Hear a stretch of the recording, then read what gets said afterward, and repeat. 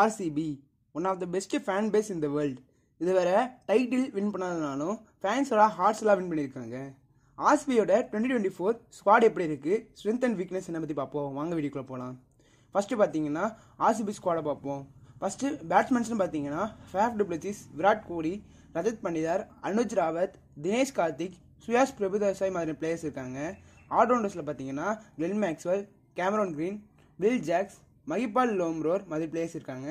பவுலர்ஸ்னு பார்த்தீங்கன்னா Akashdeep, Mayank Dagar, Karn Sharma, Vyshak Vijaykumar, Mohammed Siraj, Reece Topley, Himanshu Sharma, Rajan Kumar, Alzarri Joseph, S Dayal, Tom Curran, Lockie Ferguson, Swapnil Singh போன்ற players இருக்காங்க. இவங்களோட ஸ்ட்ரென்த்து இவங்களோட எக்ஸ்ப்ளோசிவ் பேட்டிங் லைனப் தான்.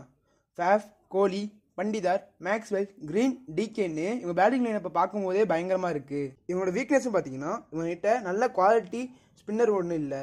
ஏதாவது கரண் சர்மா இருந்தாலும் அவர் பெரிய அளவுக்கு டொமஸ்டிக்கும் ஒன்றும் விளையாடுறதில்ல. பேட்டிங்கை கம்பேர் பண்ணும்போது பவுலிங் கொஞ்சம் வீக்காக தான் இருக்குது.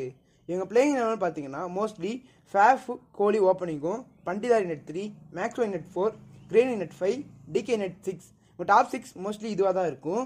நெட் 7 பார்த்தீங்கன்னா மோஸ்ட்லி மஹிபால் லோம்ரோர் விளையாடுவார். நெட் 7 பார்த்தீங்கன்னா மோஸ்ட்லி மஹிபால் லோம்ரோர் விளையாடுவார். நெட் 8 கரண் சர்மா, நெட் 9 அல்ஜாரி ஜோசப், நெட் 10 எஸ் தயால், நெட் 11 முகமது சிராஜ் தான். இவங்க ப்ராபபிள் ஸ்டார்டிங் லெவனாக இருக்கும். இம்பேக்ட் பிளேஸாக பார்த்தீங்கன்னா அனுஜ் ராவத், மயங்க் டாகர், ஆகாஷ்தீப் போன்ற பிளேயர்ஸ் இருப்பாங்க. மித்தவங்களாம் மோஸ்ட்லி பேக்கப் மாதிரி தான் இருப்பாங்க.